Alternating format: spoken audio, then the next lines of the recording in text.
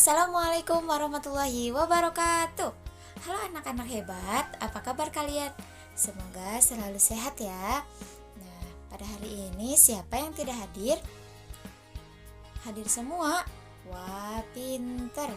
Nah, pada hari ini sebelum kita memulai pembelajaran, alangkah baiknya kita berdoa terlebih dahulu ya. Oke, berdoa dimulai. Berdoa selesai. Tujuan pembelajaran kita hari ini yaitu yang pertama menunjukkan arti kata surah Al-Ma'un, yang kedua menerjemahkan surah Al-Ma'un dengan baik dan benar, yang ketiga menyebutkan pokok kandungan surat Al-Ma'un, yang keempat menyebutkan ciri-ciri orang yang mendustakan agama, yang kelima melafalkan surah Al-Ma'un sesuai makhorijul huruf secara fasih, dan yang keenam yaitu mengetahui hikmah-hikmah yang dapat diambil dari surat Al-Ma'un. Adik-adik, mari perhatikan surat Al-Ma'un berikut ini. Kata Al-Ma'un diambil dari kata yang terdapat pada ayat terakhir, yang artinya adalah barang-barang yang berguna. Surat Al-Ma'un adalah surat ke-107 dalam urutan Al-Quran. Surat Al-Ma'un terdiri dari 7 ayat, dan surat Al-Ma'un diturunkan di kota Mekah sehingga disebut surat Makkiyah. Untuk memahami surat Al-Ma'un, mari kita perhatikan terjemah surat Al-Ma'un berikut ini. Bismillahirrahmanirrahim. Tahukah kamu orang yang mendustakan agama? Itulah orang yang menghardik anak yatim dan tidak menganjurkan memberi makan orang miskin. Maka kecelakaanlah bagi orang-orang yang sholat, yaitu orang-orang yang lalai dari sholatnya, orang-orang yang berbuat riya dan enggan menolong dengan barang berguna. Mari kita pelajari makna dari surat Al-Ma'un tersebut. Ayat pertama, Allah bertanya, tahukah kamu orang yang mendustakan agama? Allah bertanya bukan berarti Allah tidak tahu, tapi itu sebagai pemancing kepada manusia tentang siapakah orang yang mendustakan agama itu. Allah menjelaskan dalam ayat berikutnya bahwa orang-orang yang mendustakan agama itu mempunyai ciri-ciri sebagai berikut. Dalam ayat yang kedua, Allah menjelaskan bahwa orang yang mendustakan agama itu adalah orang yang menghardik anak yatim. Menghardik di sini maksudnya yaitu membentak, menyakiti fisik ataupun perasaan mereka. Misalnya mengatakan kepada mereka, "Hei anak yatim," sehingga perasaan mereka tersakiti. Dalam makna yang lain, menghardik artinya membenci dengan sangat.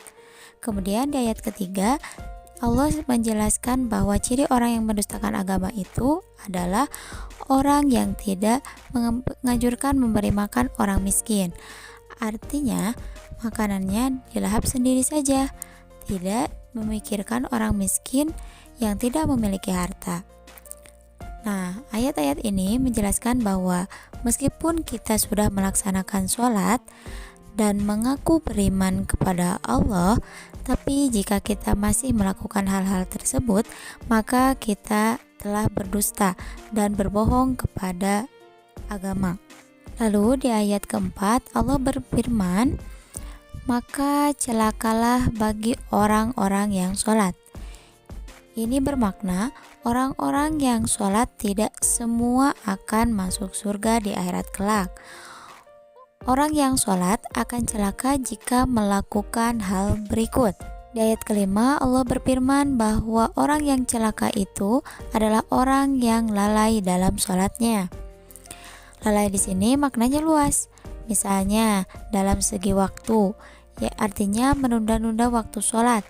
Kemudian lalai dalam ketentuan, artinya tidak sesuai dengan ketentuan sholat yang dicontohkan oleh Nabi Muhammad SAW. Dan lalai dalam kehusuan, artinya sholatnya tidak sungguh-sungguh untuk merenungi makna dari bacaan-bacaan sholat tersebut. Nah, di ayat yang ke-6, orang yang celaka itu adalah orang yang berbuat riya. Riya yaitu ingin dilihat oleh orang lain.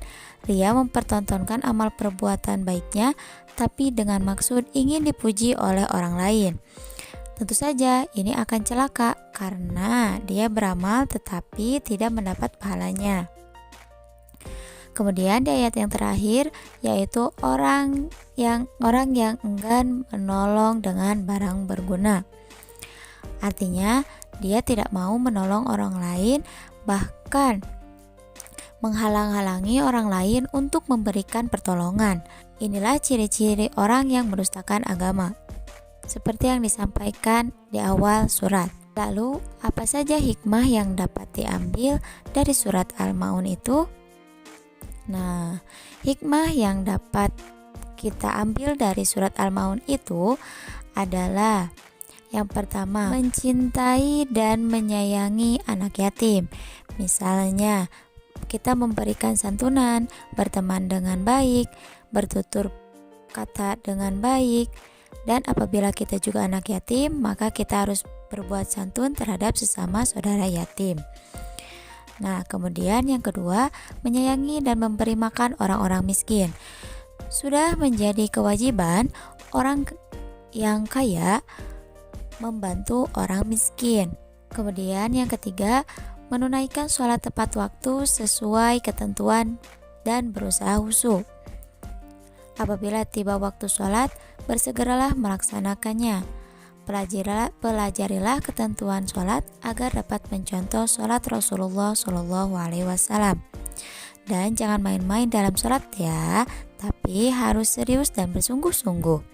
Kemudian yang keempat, hindari perbuatan riya, tapi kita harus ikhlas dalam beramal. Artinya ketika kita beramal, kita hanya berharap ridho dari Allah Subhanahu wa Ta'ala. Kemudian yang kelima, memberi bantuan kepada orang yang membutuhkan.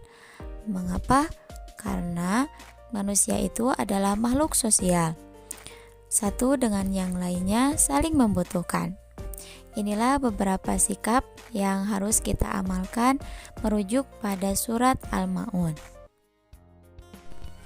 Nah, adakah yang ingin ditanyakan dulu terkait kandungan surat Al-Ma'un atau hikmah-hikmah surat Al-Ma'un?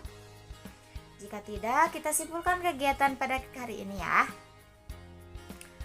Jadi surat Al-Ma'un itu surat yang ke-107 dan terdiri dari 7 ayat.